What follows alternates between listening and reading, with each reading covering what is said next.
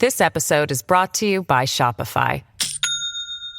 Do you have a point of sale system you can trust, or is it a real POS? You need Shopify for retail. From accepting payments to managing inventory, Shopify POS has everything you need to sell in person.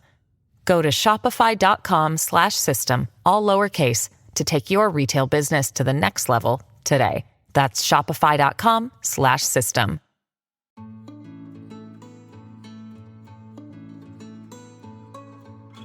Hello, and welcome to Raising Me.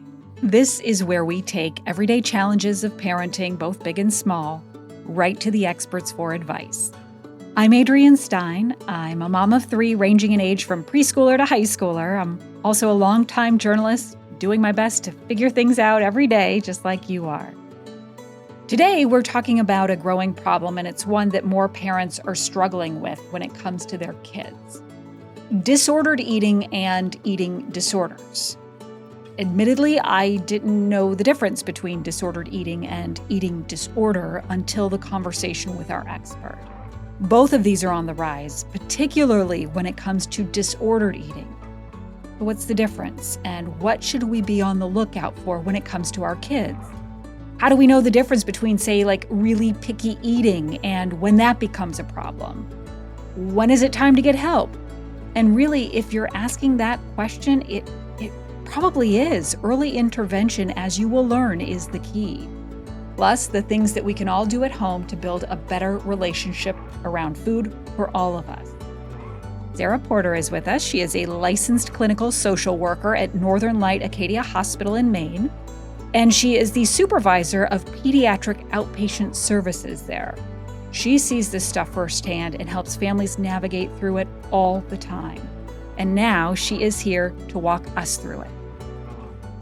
Sara, thank you so much for being a part of this conversation today. A really important one, and I think one that is widely misunderstood. I mean, even just in our pre-conversation here, I was learning things specifically about how disordered eating is different than eating disorder, and how picky eating sort of works all within that framework. So let's just start with the basics of what is disordered eating and how is it different than eating disorders? Yeah, thank you for having me today. So, eating disorders and disordered eating certainly are different. I will say that disordered eating is on the rise pretty significantly. Almost it's increasing at a rate higher than eating disorders. And disordered eating is similar to eating disorders, but not to the intensity, but very similar behaviors. So maybe they're focused on health and wellness and eating only certain foods, eating certain food groups, eating very healthy, eating clean, focused on exercise, and very rigid around their eating, but not to the point where it's developed into a full-blown eating disorder. However, we do see that the connection there, if that disordered eating spirals out of control, it can often lead to an eating disorder. And I want to drill down in just a minute about like what are the warning signs for parents that we're beyond disordered eating and really it's time to get into some serious help. An eating disorder is, I think, what we more commonly think of: Mhm. anorexia, bulimia. What would be some other types of eating disorders? Yeah, so we typically think of anorexia and bulimia, as you mentioned. There's also binge eating disorder, which is the most common eating disorder. It is worth noting that anorexia nervosa does have the second highest mortality rate of all mental illnesses. And so it is a very deadly disease. However, it is treatable. We also have our avoidant restrictive food intake disorder, otherwise known as ARFID.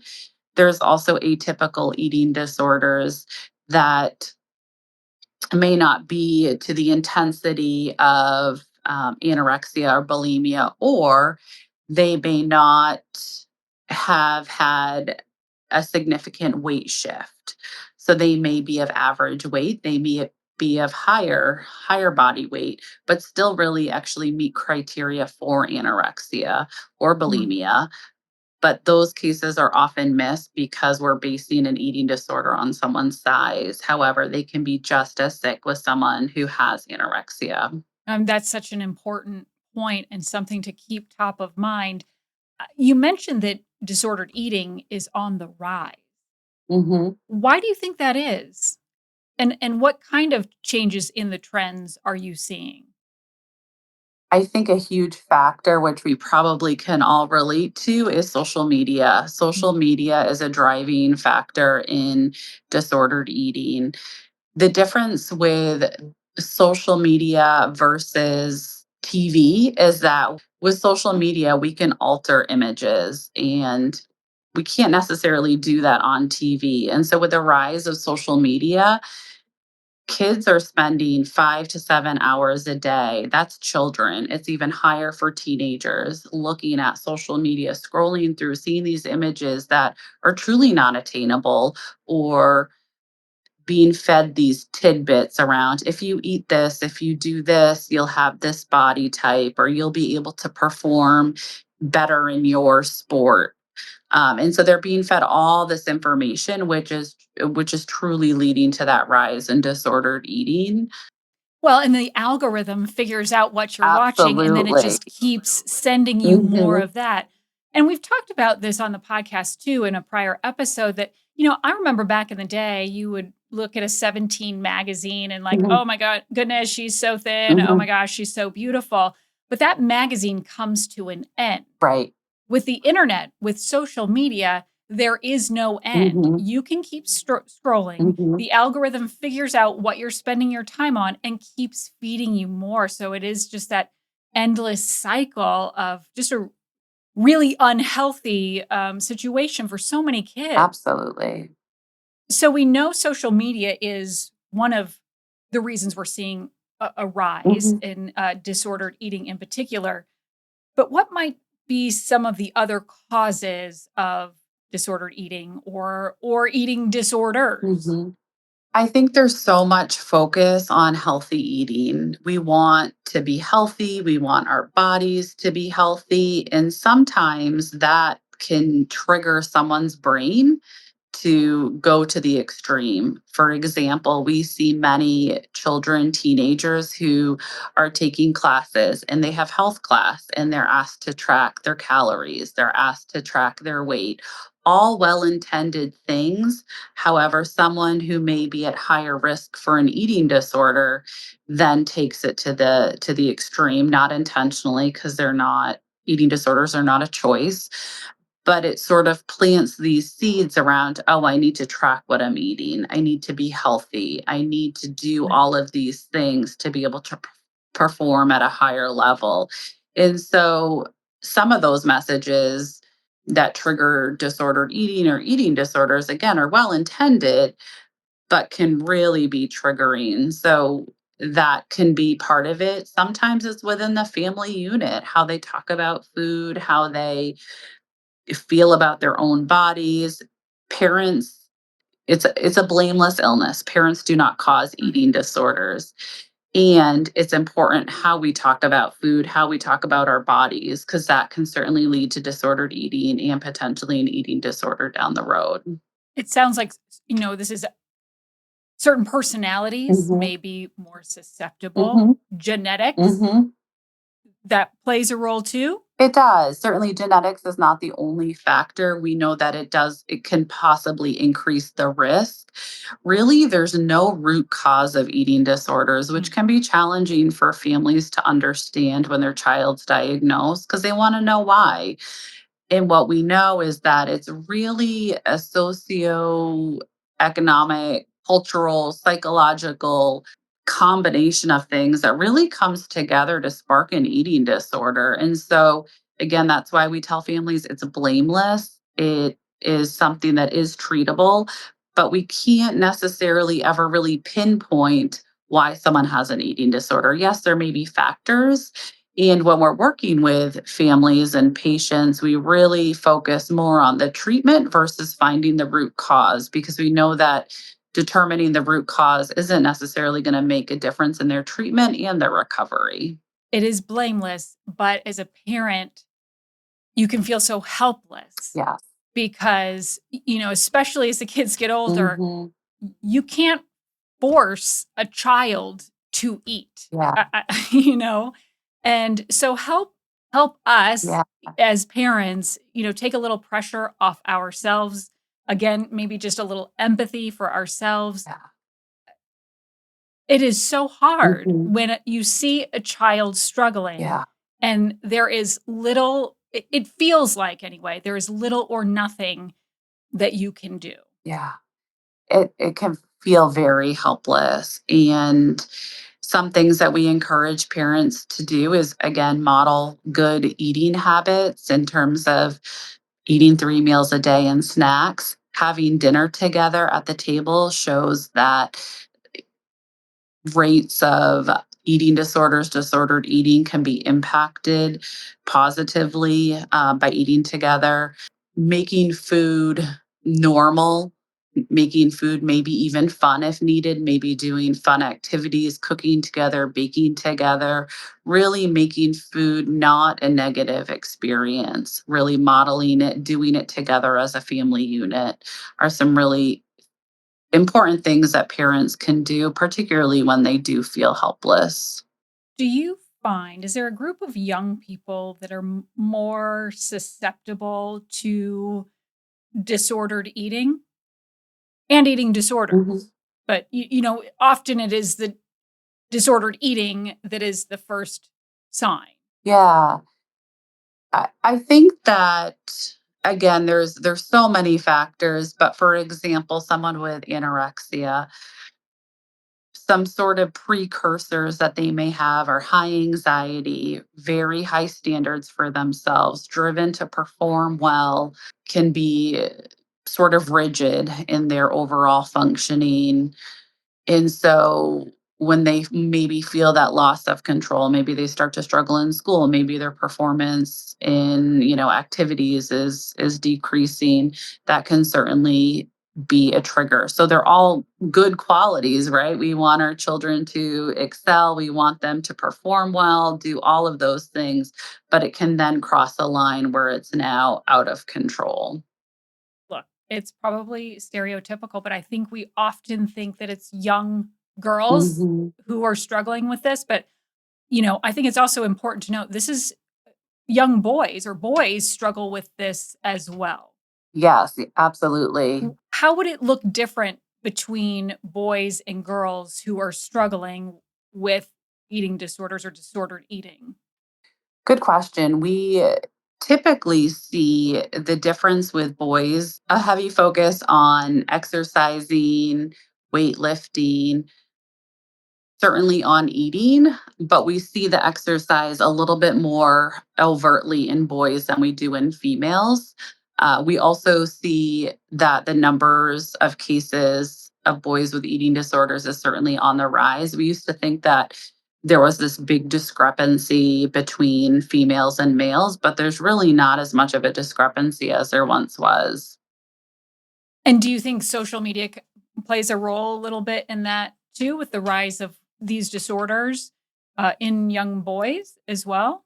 I do. Studies again are showing that similarly, following bodybuilders and those who exercise a lot and having that certain, what they might identify as like this manly fit body type, and that can Getting be ripped. Yeah. exactly, can be very, they're seeing that and they're wanting that and it's really unattainable, which then Mhm. leads to an eating disorder. We talked about this a little bit before we went on, but avoidant restrictive. This is a bit of a newer disorder. Can we get into that a little bit more? What exactly is avoidant restrictive? It has kind of a funny acronym as well. Yeah, so avoidant restrictive food intake disorder, we call it ARFID for short. This episode is brought to you by Shopify. Do you have a point of sale system you can trust, or is it a real POS? You need Shopify for retail. From accepting payments to managing inventory, Shopify POS has everything you need to sell in person. Go to shopify.com/system, all lowercase, to take your retail business to the next level today. That's shopify.com/system. It's your extreme picky eater. And it's been recognized in the DSM for the past few years. ARFID is almost the opposite of anorexia. So the restrictive Hmm. eating, the fear of eating. However, it doesn't have the body image component. So folks with ARFID aren't necessarily trying to lose weight. In fact, most people with ARFID are maybe unhappy with their body size because maybe they are underweight. So it's really the opposite. However, with avoidant restrictive food intake disorder, the reason for the disorder can vary. Often we find that it's the result of maybe something traumatic that happened around food. They witnessed someone choking, they themselves choked. They maybe had a medical illness that impacted their ability to eat. And so they have a negative association with eating. They have a fear of vomiting, or children, teens with autism, we do see an increased rate of ARFID with those kiddos because maybe they have some sensory issues. And so certain food textures and smells can be really challenging for them. And so we see higher incidence of ARFID with that population as well. And so it's really twofold in that it's sort of sensory related, or it's related to some potential trauma around food. And it's picky to the extent that their range is so limited that they become distressed around non-preferred foods. We have children that come to us and they may only be eating two foods. So it's a very limited range of food. And often, if the traumatic incident occurs, say it occurs at the age of 7, what we notice is that they are no longer eating foods that they used to eat. So that would be an indicator for us that they used to have a good range of food and now they don't. Why not? Hmm. And and so there's a lot of food exposure, a lot of consistency within the home around treating this illness. But it's important to recognize it because it can really lead to some nutritional deficiencies, growth and development issues, and other health issues that can be very concerning for a child and a teenager. Let's drill down on that a little bit because, because this is a little bit newer classification, Mhm. was this something that was sort of back in the day always, well, they're just a really extremely picky eater. Yeah. So how do we determine, okay, I have a picky eater versus I'm watching for the signs of ARFID? It can be tricky initially. I think what the difference tends to be is the distress. When we see children with ARFID, they are distressed, they're anxious, some panic around certain foods. And so Mm. picky eaters tend to not want to eat it because they just don't like it. They don't like vegetables or they don't like carrots. It's not their preferred food. And so it's not necessarily distressing to them, but children, teens, even adults with ARFID, it's really distressing to them. Some don't want to touch it. Some don't want to be in the same room as it. It's again very challenging for them. And so that's one way we assess it, like the distress level. Also, again, as I mentioned, if their range was more normal and then decreased, why did it decrease? Because that wouldn't be as consistent with a picky eater. They've sort of always been picky. Their range isn't decreasing as they get older, most of the time. And that's another way we would assess for it. But if you notice that your child is really distressed around foods, around eating, around textures, that would definitely be a warning sign to explore that a little bit further to assess if there's something else going on. And when you say sort of stressed about it, is that, Mhm. because mine, when they were younger, they didn't want their food touching other Mhm. foods. Is that like distress, or is it like you physically, this child will not go into a kitchen because they smell, bacon, or whatever Yeah. it is, whatever that triggering food is? Is that is like where where do we just kind of keep in our mind, oh, this is something to watch? Mhm. versus, okay, we've got a major issue here. Yeah, I think you're right on when, we think of little kids who don't want their food touching, and then as it progresses, does that stay? Does that remain an issue? Does it remain something that sort of they don't prefer it, but they'll deal with it? Or is it, I'm not coming to the table until you make my foods not touch? Mm. Again, like you said, not going to the kitchen if there's a certain food they don't prefer. They can't even be in the same room or the same area as it.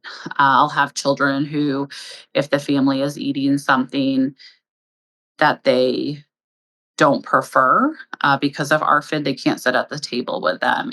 It's really, you can see the distress and the fear and the Mm. anxiety versus this, I don't want to sit at the table, or I don't really like that food. It's very different. Just in general, when we're Hmm. talking about the disordered eating and it moving into eating disordered territory, Hmm. what are some of the things to look for as parents Hmm. that this isn't some kind of one-off, they don't feel like eating today, or they don't want to eat this today, but that there could be an issue? What are some of the subtle signs that should start to raise a red flag for us?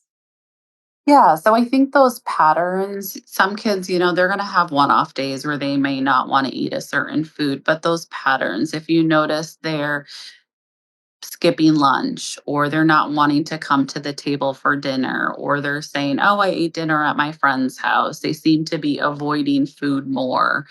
If they are no longer eating foods that they really enjoy, their range is starting to decrease. That's certainly something to keep an eye on.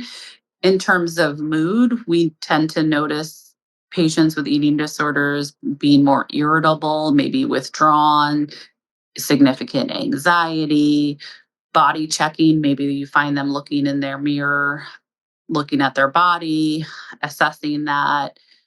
Food rituals, maybe they can only eat certain foods at certain times. Really a preoccupation with food and exercise to the point that would be abnormal for them. Avoiding eating with others. So maybe they don't want to go out to eat with friends, or they don't want to go out to eat with the family. They don't want to eat in front of other people. Weight fluctuation, certainly weight loss. Again, not always, but weight loss can certainly be an indicator. And then noting, are there physical complaints? So are they feeling lightheaded? Are they feeling dizzy? Maybe they've had a fainting spell.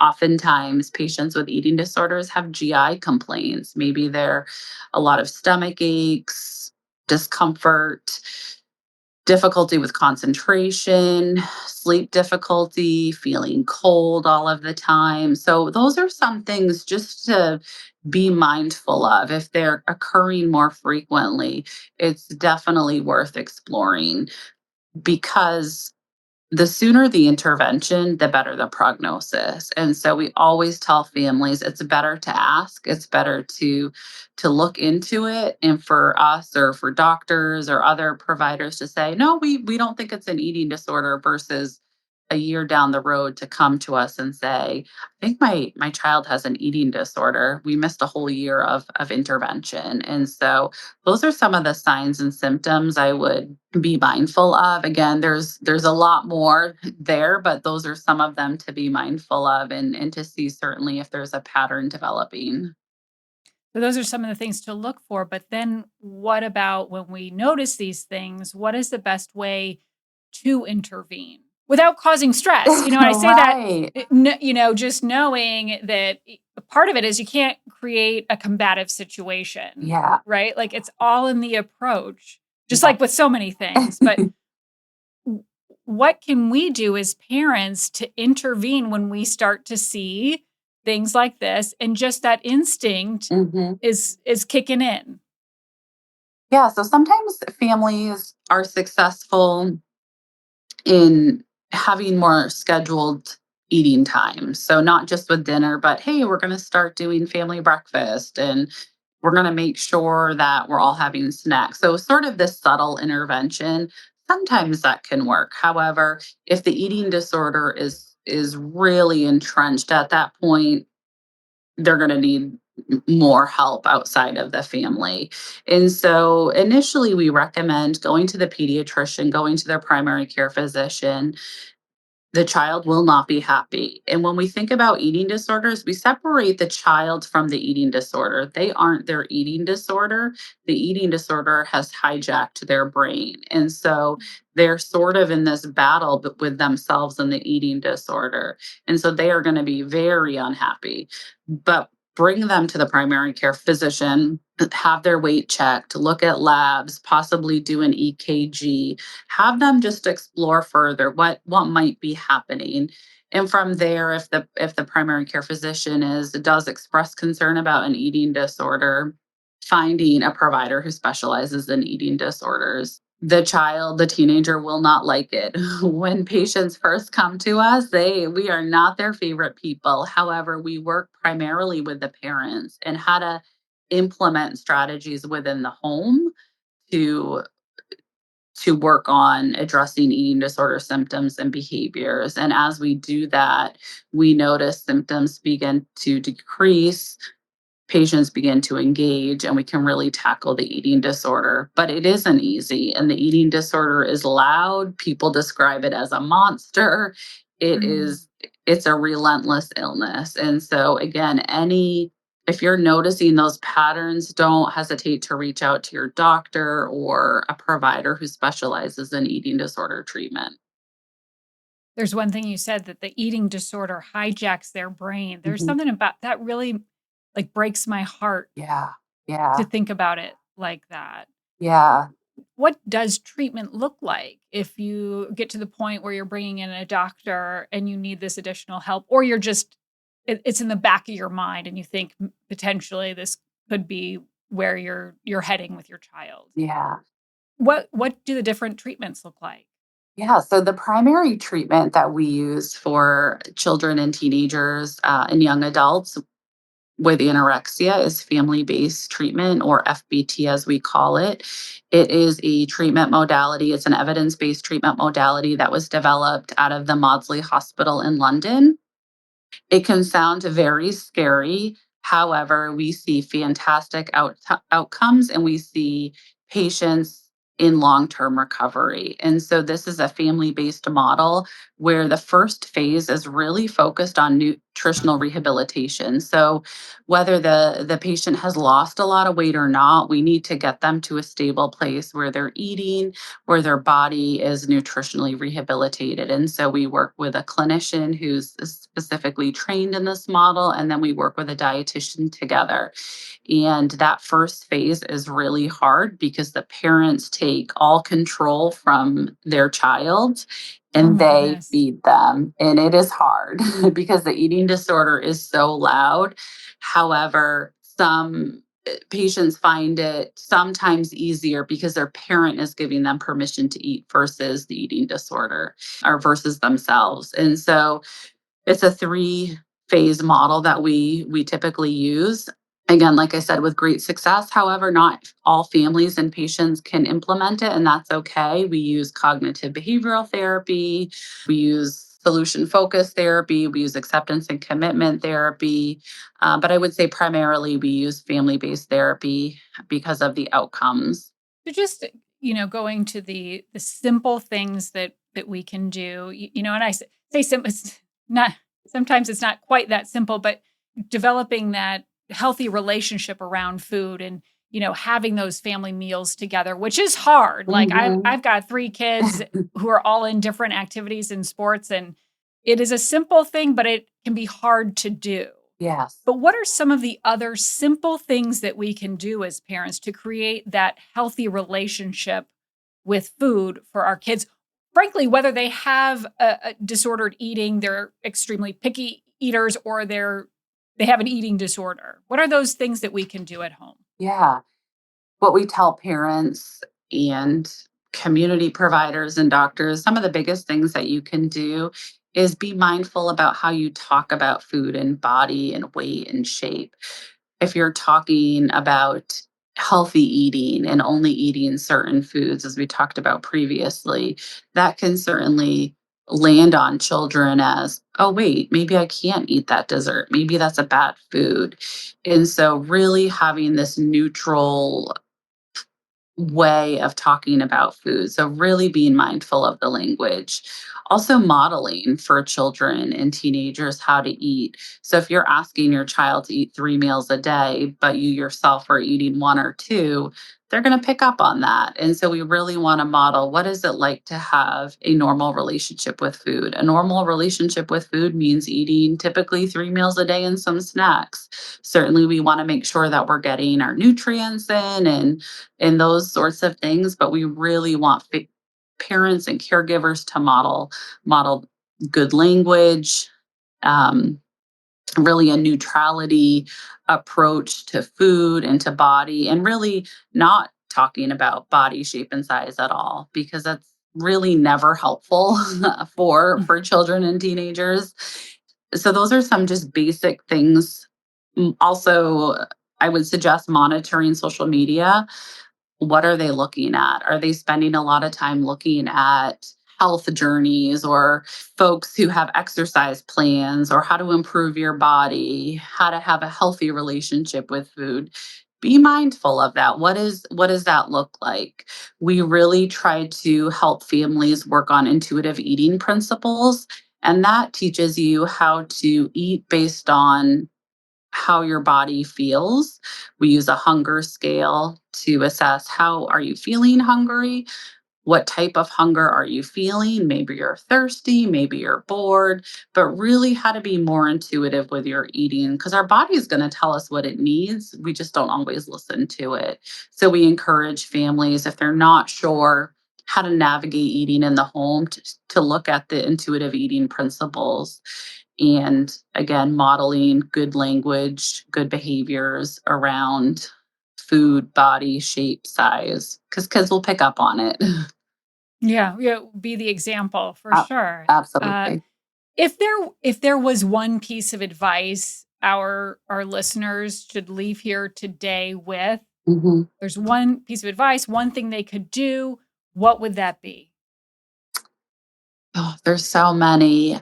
I think the biggest piece of advice I would give is to watch your kids. Watch how they eat, watch how they talk about their body, watch how they talk about their body with their friends, and reach out. If there's any concerns from watching that, reach out, because early intervention is so key. As I said, this is a relentless illness, it hijacks your brain, and we need early intervention so that they can achieve full recovery and sustain full recovery and go on to lead healthy, normal, happy lives. And so speak up. If you have questions, ask the doctor, call a therapist who knows and is trained in eating disorders. Don't wait until it's a crisis.